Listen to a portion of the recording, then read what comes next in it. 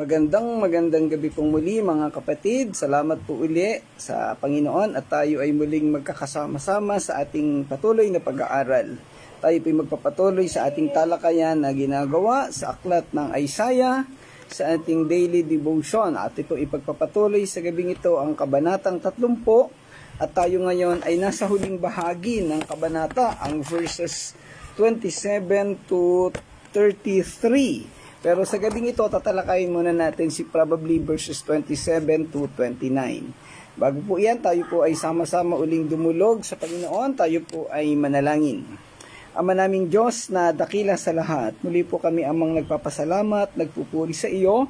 Tinataas namin ang iyong pangalan. Ikaw po ang patuloy na gumabay at manguna sa amin sa gabing ito ng aming pag-aaral. Patuloy mo kaming subaybayan, gabayan at turuan upang maunawaan namin ang aming mga pag-aaralan, ang mensahe ng mga salita mo, Panginoon, at ito po'y magsilbing inspirasyon sa aming mga buhay, upang kami patuloy na maglingkod sa iyo, patuloy na sumunod sa iyong mga kaparaanan. Pagpalain mo kami at gabayan, Panginoon, lahat ng aming makasama sa online devotion, Ama. Sa pangalan ng Panginoong Hesus. Amen. Okay, magandang gabi, Nanay Mercy, Pastor Claude, salamat at naandyan na kayo. Nawa ay mag-join na maya-maya ang ating mga kasama. So, nandito po ako ngayon sa church. Nag-ayos lang ng konti para sa ating gawain bukas. Okay, so tayo po ay magpapatuloy sa ating pag-aaral. Tayo nga po ay nasa huling bahagi o huling segment ng chapter 30 at ito po ay verses 27 to 33. Pero hindi natin kakayaning talakayin ngayon ang buo lahat ng talata na ito.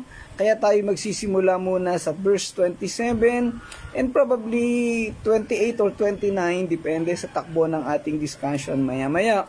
Magandang gabi, Ate Alma, sa inyo pong lahat dyan, sa inyong tahanan. Maraming salamat po sa inyong pagsama. Nawa ay kasama ang buong pamilya na nag-aaral ng salita ng Panginoon. Magandang gabi, Pastor Nanding. Salamat po sa inyong pagsama uli. Talagang inaasahan namin lagi na kasama kayo, Pastor Nanding. Malaking inspirasyon po sa aming lahat dito sa Touching Lives ang inyong presensya sa aming pag-aaral. Okay, so tayo po ay magbigay recap. Aralan natin yung mga nakalipas na talata na pinag-aralan natin. Yung verses 19 to 26 ng chapter 30 ay may isang tema at ito'y tumutukoy sa mga pagpapala sa Israel o doon mga tao sa Judah o sa Jerusalem. Ang bahaging ito ng chapter 30 ay naglalaman ng mga propesiya ng panunumbalik ng mga Israelita sa Panginoong Diyos o kay Yahweh at ang mga benepisyo o magagandang bagay na mangyayari sa kanila matapos silang magsisi sa kanilang mga kasalanan. Tinalakay sa mga talatang ito ang mga biyaya ng Diyos sa mga taong manunumbalik sa Kanya.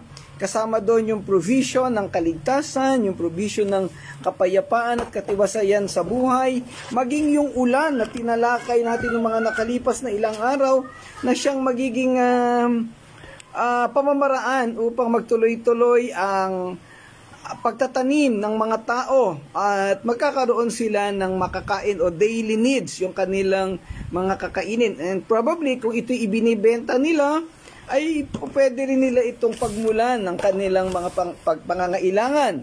At syempre, yung pag-aalaga sa mga hayop na ginagamit sa pagtatanim. At alam din natin sa kapanahunan ng Lumang Tipan, temple worship, yung mga hayop ang pinagkukunan ng mga pang-alay sa templo para sa kanilang temporary atonement o yung pansamantalang kapatawaran sa kanilang mga kasalanan. Ito ay regularly ginagawa nila once a year.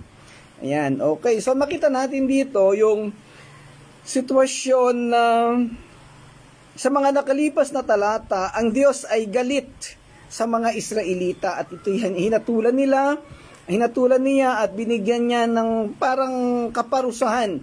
Ginamit ang Assyria, ginamit ang ibang mga bayan para ipakita sa mga Israel, sa Israelita, ang kapangyarihan ng Diyos. Subalit sa pagkakataon dun sa verses 20 and 26, matapos yung paghatol, nakita natin nandoon muli yung provision ng Diyos. Nandoon uli yung kaniyang pagtangkilik, pagmamalasakit sa kaniyang mga piniling tao. Nagpapakita lang ito na ang galit ng Diyos ay pansamantala lamang, hindi ito nananatili. At sa dulo ng kaniyang paghatol o ng mga pangit na nangyayari sa tao, laging mayroong nakahandang kabutihan at kagandahan ang Diyos. Ito'y isang bagay na ginawa niya sa mga Israelita at ito'y lumalarawan sa kung ano rin ang gagawin niya sa ating mga mananampalataya sa kasalukuyang panahon. Sa ating buhay bilang mananampalataya, tayo ay sumusuway sa Diyos. Nakakagawa ng kasalanan, tayo ay hindi sumusunod sa lahat ng tuntunin niya. Tayo ay nagiging mayabang, nagiging mapagmalaki, at nagugumon din sa kasalanan. Bumababa ang ating pananampalataya at pag-asa sa Kanya. At ang nagiging resulta nito, tayo man ay tinuturuan ng Diyos kung ano ang mga bagay na dapat nating gawin. Kaya maraming pagkakataon nakakaranas tayo ng mga problema, kahirapan at kabigatan para ipaunawa sa atin ng Diyos kung ano yung mga bagay na makabubuti sa atin at mga tamang direksyon na dapat nating puntahan. So matapos ang kahirapan na yan, lagi nating nakikita, sana nauobserbahan at natututo ang lahat ng tao dito. Pagkatapos ng kabigatan, laging mayroong magandang resulta. Laging mayroong positibong nangyayari.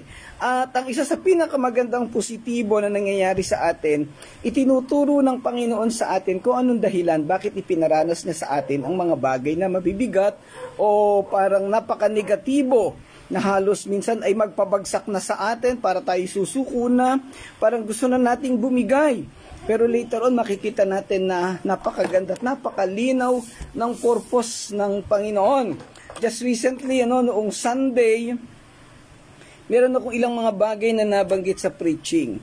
At hindi ko alam na, magandang gabi Sir Irene, hindi ko alam na mababanggit ko yung mga bagay na yon na something na napakabigat. Mabigat banggitin at talaga namang ito'y nagbigay sa akin ng sakit.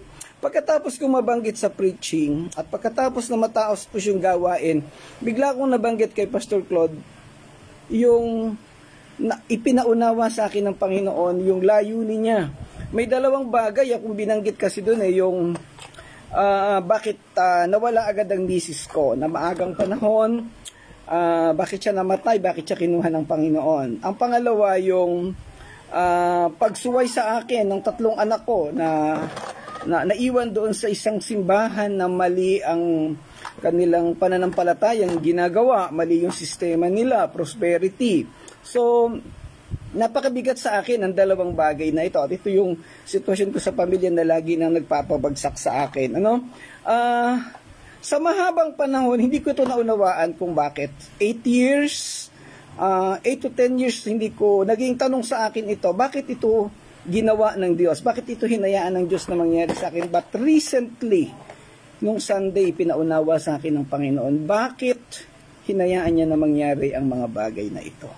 Yan, magandang gabi Tess, magandang gabi Brother Edgar, salamat at naandyan kayo. Yan, so walang pasok si Brother Edgar sa trabaho, naka-join siya ngayon. Salamat kapatid. So yun po, kaya ko nabanggit, yung personal na testimonya na yon, gusto nating ipakita na pagkatapos ng mabibigat na bagay na nangyayari sa atin, ipapaunawa sa atin ng Panginoon kung bakit ito nangyayari. Mayroong mga bagay na sa kasalukuyan, hindi natin maunawaan. Bakit ito hinayaan ng Diyos? Tayo ba'y pinarusahan ng Diyos? Galit ba sa atin ng Diyos? O anong nangyayari? Hindi natin agad-agad na unawaan. Pero alam nyo, lagi lang nating hingin sa Panginoon. At sigurado pagdating ng sakdang panahon, ipapaunawa ng Panginoon sa atin. Magkakaroon ng sitwasyon sa buhay natin na mananampalataya na ipapaunawa ng Panginoon sa atin bakit nangyayari ang mga bagay na iyan. Okay, so hindi ko habaan pa ang discussion sa detalye niyan. Sa susunod na pagkakataon ko na lamang siguro ikukwento sa inyo kung ano yung ipinakita at tinuro sa akin ng Panginoon. At nung maunawaan ko yan, talaga namang pumapatak ang luha ko. Grabe ang pagmamahal at pagmamalasakit ng Panginoon sa buhay nating mga mananampalataya. Okay, sa ating magandang gabi, Maring Helen, si Chair Helen, salamat po, napadaan kayo sa ating pag-aaral dito sa Touching Lives Christian Church. Yan. Sa ating pong pagkapatuloy, sa talatang 27 hanggang 33, ito yung huling kabanata ng huling bahagi ng kabanatang 30. At ito'y naglalaman ng mga propesiya laban sa Assyria na ginamit ng Diyos upang hatulan at turuan ng mga Israelita sa Jerusalem.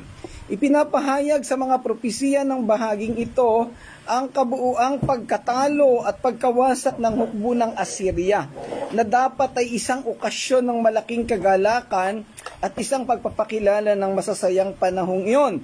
Dapat ay mag-celebrate yung Assyria, pero nabaligtad. Kasi yung inaasahan nilang panalo sa Israel, sa Jerusalem, ay nabaligtad. Sila ang natalo. Yung napakalakas na pwersa nila, tapos nakita din nila, pag-aralan natin nung nakaraan, nabagsak na ang Jerusalem, ang Judah, pero nabaligtad. Ito'y nangyari nung AD 701, I think, nung pagsalakay ng Assyria, ni Haring Sennacherib sa Judah. So, tinulungan sila at hinihinayaan ng Diyos na sila ay makubkob ng Assyria. Ipinapahayag sa mga propesiya ng bahaging ito ang kabuuan ng pagkatalo at pagkawasak ng hukbo ng Assyria. Lahat ng detalye ay mababanggit dito at yung kaparusang igagawad sa kanila ni Yahweh. Ang talatang 27 ay naglalarawan ng isang makapangyarihang pangitain at nakakatakot na pwersa na dumarating upang maghatid ng paghatol sa mga tao, partikular sa mga taga-Assyria.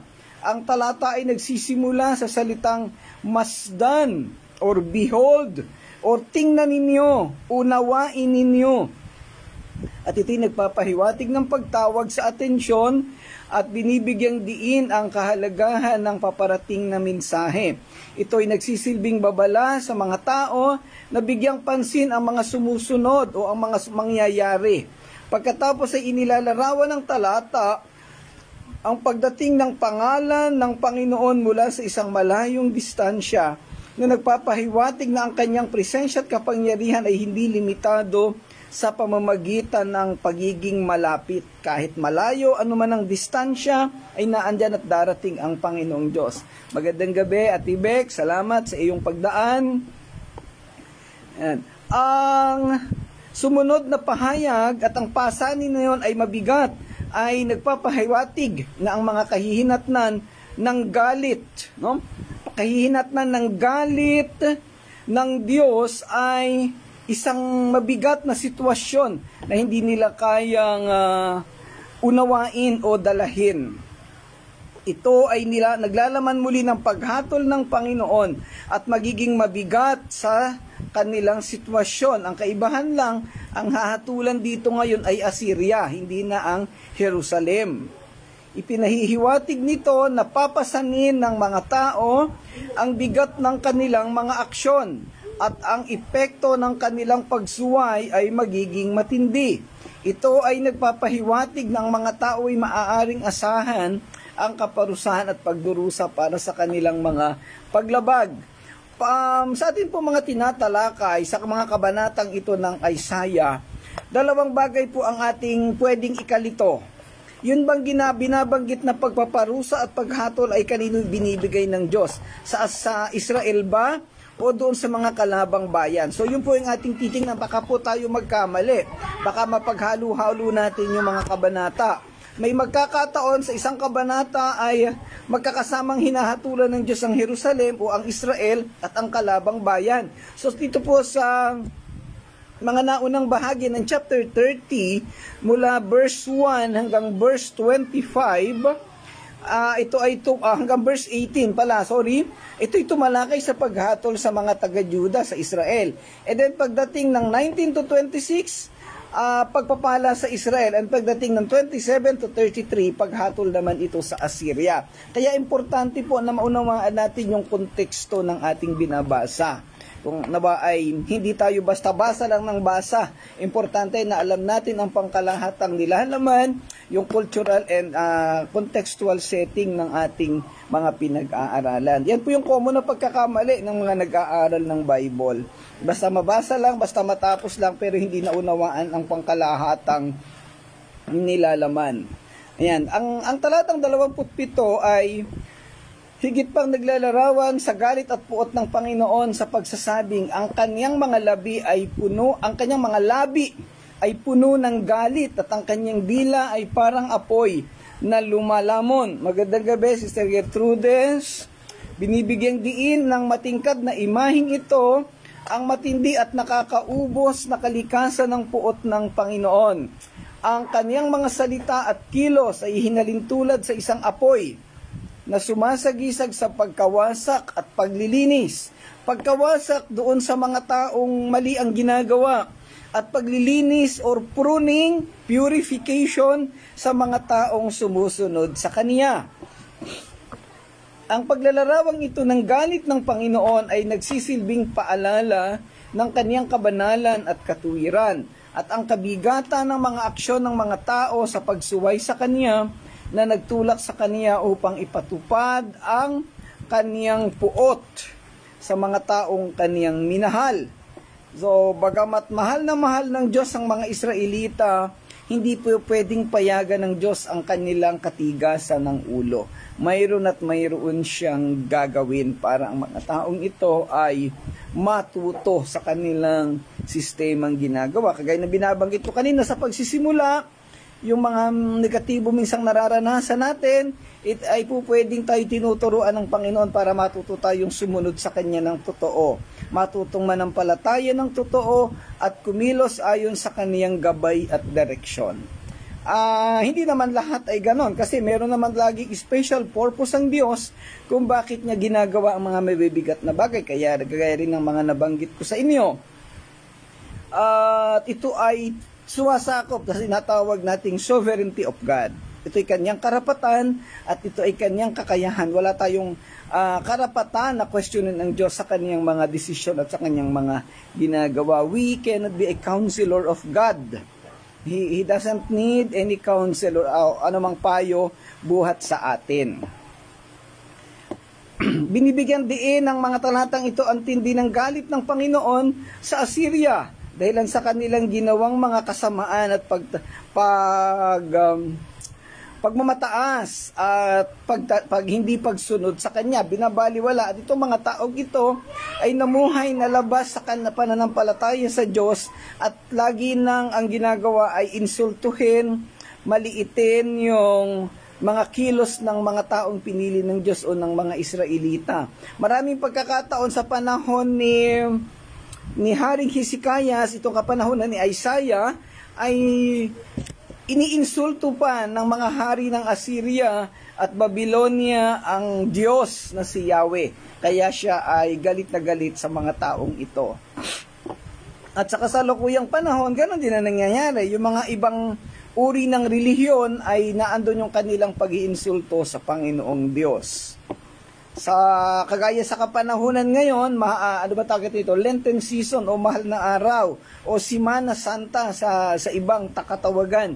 Maraming mga taong gumagawa ng pang-iinsulto sa Panginoon, yung kanilang pagbubuhat sa krus, yung kanyang parang sinasabi nila na hindi sapat ang ginawa ni Jesus na pagkamatay sa krus, kaya kailangan din nilang magbuhat ng kanilang krus. Hindi naman po aakma yung ganoong sistema. Sa mas malawak na konteksto ng talatang 27, ito ay nagsasalita sa walang hanggang katotohanan ng soberanya at katarungan ng Diyos. Ito ay nagsisilbing paalala na ang pagsunod sa kalooban ng Diyos ay kailangan para sa kaniyang pabor at pagpapala.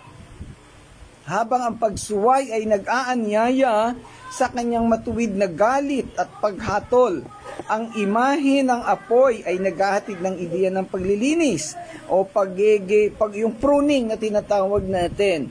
At ito'y nagmumungkahi ng paghatol ng Panginoon ay nagsisilbing linisin at baguhin ang kaniyang mga piniling tao. Yun namang hindi niya pinili o hindi talaga sumusunod sa kanya ay parusahan. Yung prinsipyo na to, makikita natin sa John chapter 15, verse 1 and 2. Meron dong sanga na pinutol at itinapon, sinunog. Meron naman dong sanga na nilinis. Yun yung masama at yung mabuti. Yung nakadugtong at hindi nakadugtong, yung pinili at hindi pinili. Yan. Sa konklusyon, ang talentang ito ay nag-aalok ng isang makapangyarihan at mapayapang paglalarawan ng galit at paghatol ng Panginoon. Ito ay nagsisilbing tawag ng pagsisisi at isang paalala ng mga kahihinatnan ng pagsuway.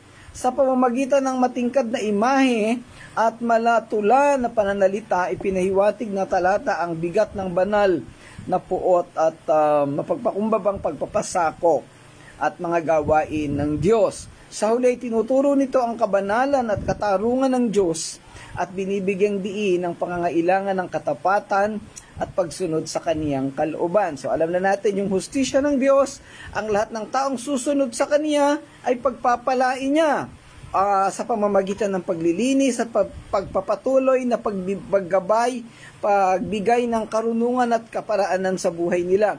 Yun ang mga hindi sumusunod, ito yung mga taong paparusahan ng Panginoon. Kasama na yung sitwasyon na pinapatigas ang puso. Sa bandang huli, sa panahon ng tribulation, sila yung igagapos at itatapon sa pinakamalalim, sa walang hanggan ng balon, bottomless pit. Okay, sa talatang 28, magpapadala siya ng malakas na hangin na tila bahang tumatangay sa lahat ng madaanan. Wawasakin nito ang mga bansa at wawakasan ang kanilang masasamang panukala. Itong sitwasyon na to sa verse 28 ay ilang beses nang ginamit or binanggit sa mga kabanata dito sa Isaiah. Yung tinatawag na cosmic system, yung natural system, yung hangin, yung baha, yung ulan, plus yung iba may kasama pang lindol. Ito'y laging ginagamit ng Panginoon sa pagbibigay ng hatol o pagpaparusa sa mga tao. Nagpapakita lang ito na hindi limitado ang kakayahan ng Diyos. Sa halip ay kahit yung cosmic areas ng ating mundo o yung kahit sa labas na ng mundo ay kayang-kayang kontrolin o kontrolado ng Panginoong Diyos. Sa talatang ito, ang propeta ay gumagamit ng makapangyarihan at maliwanag na imahe upang ilarawan ng paghatol na darating sa mga bansa. Nagsisimula ang talata sa larawan ng hininga ng Diyos. Sabi sa King James, "And His breath as an overflowing stream shall reach to the midst of the neck." Yan, mamaya yung kasunod. Yung malakas na hangin na inihahambing sa umaapaw na batis, ayon sa King James Version. At sa magandang balita, ang binabanggit naman dito, tila bahang tumatangay sa lahat ng madaanan. Dito sa magandang balita, Biblia, ang ginamit ay baha. Dito naman sa King James ay batis na umaapaw ang tubig at lulunurin ang mga tao. Doon sa magandang balita, tatangay ng hangin. Dito sa King James, ang ginamit naman ay lulunurin ng batis. So, bagamat magkakaiba ng sitwasyon na ginagamit, iisa po ang nais na ipahiwatig, kaparusahan sa mga taong sumusuway sa kanila. Huwag natin pong isipin na magkakaiba ang Biblia na okay, merong inconsistency. Sa byword, meron yan, pero alam natin na ang tema ay iisa. Okay? Ang larawang ito ay naghahatid ng hindi mapigilan, walang humpay na kalikasan ng paghatol ng Diyos. Ito ay hindi isang bagay na maaaring pigilan o ilihis. Hindi natin kayang pigilan ang mga bagay na ito at hindi natin kayang kontrolin ang kapangyarihan at kakayahan ng Diyos. Sa King James Version ay ginamit ang mga salitang sasalain. Ayan, sa English ang sabi dito, to sift the nations with the sieve of vanity. Yung sieve, yung salaan. And there shall be a bridle in the jaws of the people, causing them to err. Itong salaan ay tumutukoy sa pagsasala. Siyempre, filtering ng mga taong maiiwan at kinakailangang itapon. pipiliin ng Diyos kung sino yung karapat-dapat sa Kanya at sino yung talagang dapat na naparusahan at itapon doon sa apoy ng impyerno. Yan. Itinaglalarawan ng layunin ng paghatol na salain ng mga bansa upang alisin ang mga walang kabuluhan at itira ang mga may silbi. Sa simbolismo, tumutukoy ito sa bansang nananampalataya na pananatiliin ni Yahweh at itatapon naman ang mga walang pananampalataya. So, last time, nung Tuesday, natalakay natin yung pagtatahip ng ipa o ng palay, o ng mga ani. Yung mga ipa, yung mga butil na walang laman, ito yung itinatapon, dinadala sa sunugan. So sila yung mga walang bunga, mga walang kwentang bunga. Yun namang mga may laman na butil na pwedeng pagmulan ng ng mga bigas. Kung palay ang ginagamit ay yun ang itatago. Ibig sabihin, ito yung fruitful. Ito yung namumunga. Again, sa John chapter 15, yung mga walang silbi, yung mga hindi namumungang sanga ay pinuputol at itinatapon. Pero yung namumunga, yung nananatiling nakakabit, ito yung nililinis at patuloy na inaalagaan para patuloy na mamunga. Ang tanong sa ating mga mananampalataya, anong klaseng sanga ba tayo? Anong klaseng bunga tayo? O anong klaseng puno o sanga, sorry. Tayo ba'y namumunga o hindi? Yan. So, kasi kung tayo nakadugtong tapos hindi tayo namumunga, ay baka tayo magaya doon sa binabanggit sa verse 2 ng John chapter 15. So, syempre, ang pamumunga ay hindi literal, pero maraming klase ang pamumunga. Pwede ikaw ba'y nagagamit ng Panginoon sa ministry niya, sa gawain, ikaw ba'y nakakapagbahagi ng salita ng Panginoon, o yung sarili mo mismong pananampalataya, lumalago ba ito? Baka naman 4 years ago, ang pananampalataya mo ay nasa level 1, baka hanggang ngayon ay nasa level 1 pa rin. Baka dati, noong 4 years ago, nung magsimula ang Touching Lives, ang naintindihan mo lang ay salvation, tapos ay sa kasalukuyang panahon ay hindi pa rin tayo totally malinaw sa iyo yung salvation na yan. Baka hindi ka pa nadagdagan ng kaalaman. Kaya dito po sa Touching Lives, alam nating lahat yan, lagi akong merong survey o merong sort of questions na tinatanong sa iyo.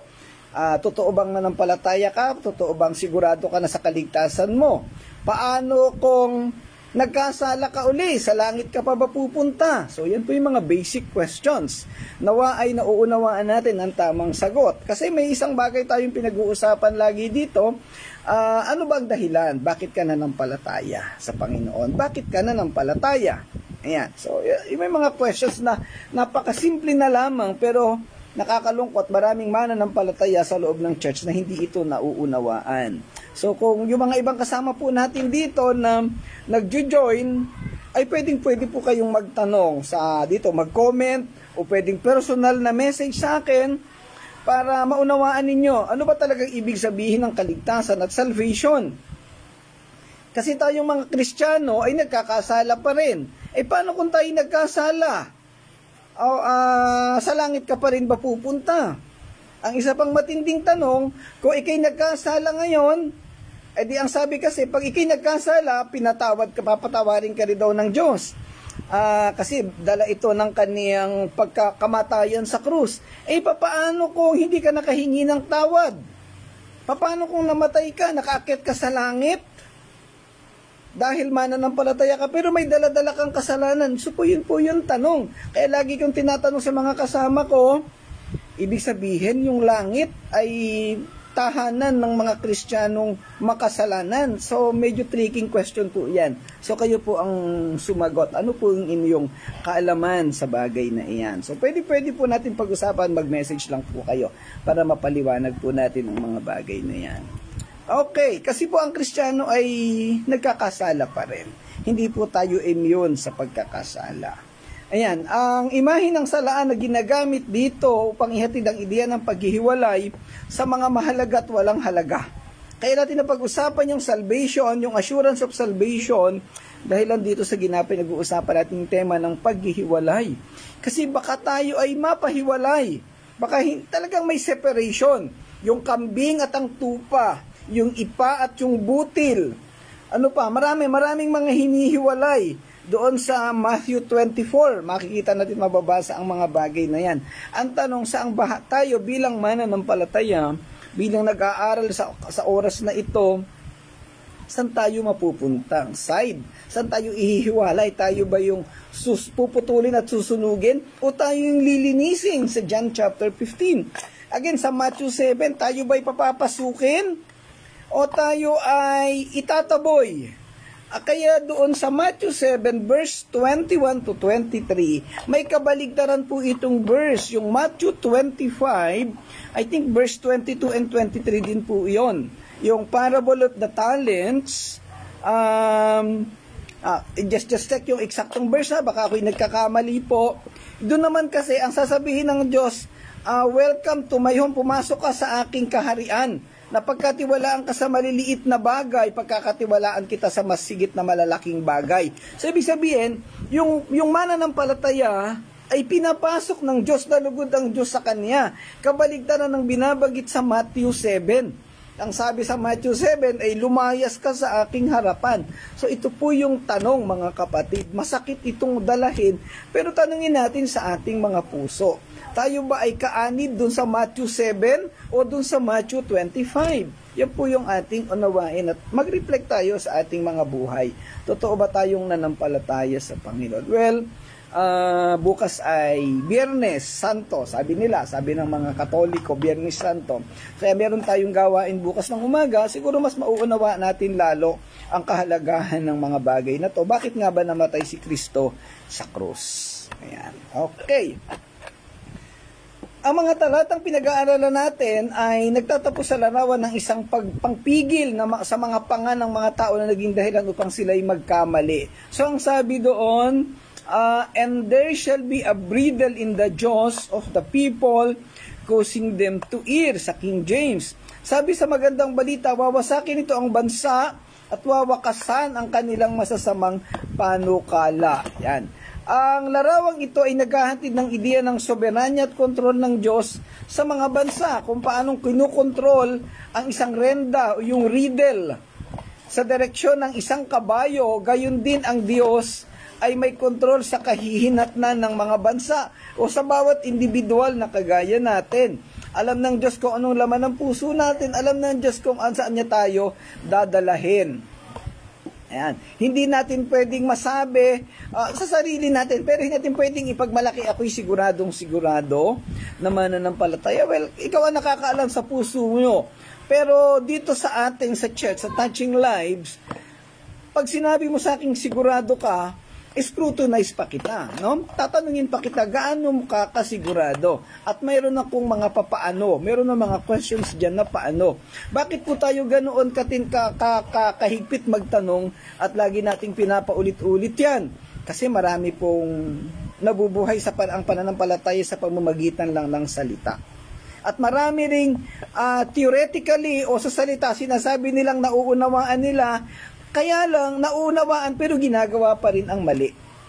At wala pa rin kasiguraduhan. So marami pong mga na-encounter akong ganyan. May mga nagsasabi pa na yung mga taong sinasabihan ko ng mga nakakalipas, sasabihin nila, Pastor, alam ko na yan, wag mo nang paulit-ulitin. Kaya lang, yun nga, pagkaraan ng ilang panahon, nagagawa pa rin nila yung pagkakamali. So may hustisya po yung pag-uulit. May hustisya po yung pangungulit ko sa inyong lahat. Ayan po. Isa lang naman ang naisin natin, masigurado natin ang inyong kalalagayang espiritual at ang pagsunod sa Panginoon. Nawain na uunawaan ito ng mga tao. Sa pangkalahatan, ang talatang 28 ay isang makapangyarihang paalala ng soberanya at paghatol ng Diyos. Ito'y nagsisilbing babala sa mga bansa na bumalik o manumbalik sa Diyos at magtiwala sa Kanya lamang. Ito rin ay naghahatid ng ideya na ang paghatol ng Diyos ay hindi maiiwasan at hindi mapipigilan. At ang mga nagtitiwala sa huwad ng mga Diyos o tinatawag nating Diyos-Diyosan at walang kabuluhang mga Diyos-Diyosan na nga ay masusumpungang kulang. Pagka ikay nanimpalataya sa Diyos-Diyosan, ang tawag sa iyo ay Kristyanuhan. At ang sabi nila ay saan ka pupunta? Doon daw sa dagat-dagatan o langit-langitan. hindi totoong langit. Ano po, kunwari lang. Ang mga imaheng ginamit sa talatang ito ay matingkad at nakakahimok at nagsisilbing iuwi ang mensahe ng ganap na otoridad at kapangyarihan ng Diyos. Kapatid, huwag nating lokohin ang ating sarili. Kung hindi natin nauunawaan kung anong ating damdamin, kung anong level ng pananampalataya o kung gaano tayo katotoo, hingi natin sa Diyos. Dalhin natin yung sinasabi sa James chapter 1 verse 5. Kung meron kang kakulangan sa kaalaman, hingin mo sa Panginoon at bibigyan ka niya. Ipapaunawa niya sa iyo, kagaya ng binabanggit ko sa kanyo kanina, for 8 years, ako ay nagdala ng mabigat na sitwasyon sa buhay ko. Bakit? Nawala ang misis ko, kapartner ko sa ministry, napaka-submissive sa akin. Lahat na ng mabubuting bagay ay pwede kong sabihin. Ito'y nagdala sa akin ng napakabigat na sitwasyon sa loob ng 7 taon. And ito lamang taon na ito, nakalipas na taon lamang ako totaling nakalimot o nakamove on, sabi nila. Pero recently, yun nga, sabi ko sa inyo, naunawaan ko kung ano ang layunin ng Panginoon. And it is for His greater glory, para mapapurihan ang Panginoon. Hindi para sa aking sariling kagustuhan, hindi para sa aking sariling kaligayahan, kung hindi para sa kapurihan ng Panginoon. Napakasarap na maunawaan ang mga bagay na to. Ngayon, bakit ko sinasabi pinapaulit-ulit ang mga bagay na to? Hindi lang para ulit-ulitin, basta kung hindi gusto kong maunawaan nating lahat na alamin natin kung ano yung totoo sa puso natin. Alam nating lahat na hindi ito maitatago sa Panginoon. Pwedeng tayo ay nadidisip o niloloko ng ating kaisipan o ng damdamin. Pero sa dulo ng lahat ng ito, hindi natin maitatago sa Panginoon. Maraming pagkakataon, kapatid, sa inyong lahat dyan na nakikinig, yung akala mong totoo sa buhay mo, hindi pala totoo sa puso mo. Magandang gabi, Pastor Robbie San Miguel, buhat sa Kabuyaw. Salamat sa iyong pagdaan. Maraming mga bagay na akala mo'y totoo, na akala mo'y iyon ka o ganoon ka. Pero pag hinalukay ang puso mo, hindi ka pala ganoon. Meron ka palang something na nakatago sa puso mo na hindi mo na ilalabas. Pwedeng nakatago at sumisiksik, ayaw mong ilabas, pinipilit mong itago o pagtakpan dahil ayaw mong malaman ng iba. Kapatid, ikaw ang mahihirapan. Ang pananampalataya at anumang bagay na kailangan hindi itago, wag nating itago. Mas makabubuhay tayo ng matino, mapayapa, matiwasay kung ilalabas natin sa Panginoon ang mga bagay na iyan. Aminin natin sa Kanya at humingi tayo ng karunungan sa iba't ibang bagay. At ganoon ang binabanggit dito. Hindi maitatago. Yung soberanya ng Diyos ang nakakaalam sa mga bagay na yan. Ano bang pananampalataya? Ano bang laman ng puso mo? Yan. So, dapat nating tingnan at dalahin ang katotohanan na to sa ating mga buhay. At yan po ang dahilan bakit tayo lagi nang nag-aaral ng salita ng Panginoon. Bakit tayo patuloy na aral ng aral, araw-araw, basa ng basa, devotion ng devotion, meron na sa umaga, meron pa sa gabi, at minsan meron pa sa tanghali, minsan may kung ano-ano pang message, may nababasa pa sa Facebook. Napakarami. Wala na ba tayong gagawin? Diba nakakasawa na yung buhay na Kristiyano na ganyan? Kapatid, pag nagsawa ka, may problema ka sa iyong pananampalataya.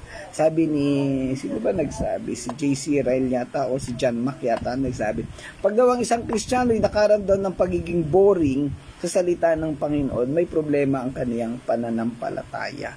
So, nakakatakot po iyan. So, kapatid, ang dahilan ng ating pag-aaral daily, kaya hindi tayo nagsasawa para lalo nating masigurado na tayo nagbibigay kapurihan sa Panginoon. So meron tayong devotion ngayon, bukas ay meron tayong gagawin, meron tayong pag-aaralan, meron tayong worship service, at meron pa rin tayong gawain sa linggo. Nawa ay magtuloy-tuloy tayo sa ating paglilingkod sa Panginoon.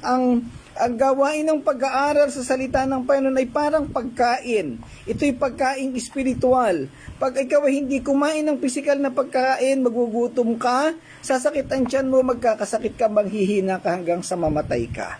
Pag hindi ka kumain ng pagkain espiritual, manghihina ang kaluluwa mo, ang espiritu mo, at hanggang sa dulo'y mamatay din ito. Ang kamatayang espiritual ay katumbas ng kawalan ng pananampalataya at pagkasunog sa apoy ng impyerno. Pag nangyari yan, ang katotohanan, ikaw pala ay isang sanga na hindi namumunga. Beware! Salamat, Pastor Claude. My favorite word is beware.